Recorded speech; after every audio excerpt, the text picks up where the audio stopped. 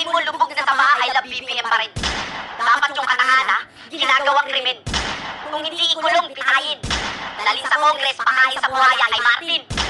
Kasagsagan ng bagyo, nakuha pang magpagawa ng tarpaulin.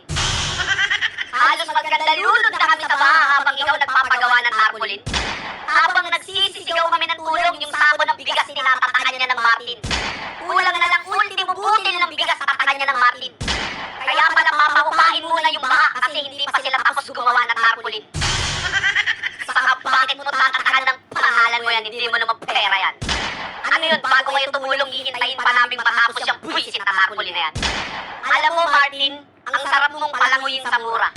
Paulanan ng real talk tapos ihagis sa baha. Sa gitna ng matinding pagbaha sa Bicol Region, gustong malaman ng ilang senador kung saan napunta ang umano'y bilyon-bilyong pisong pondong inilaan para sa flood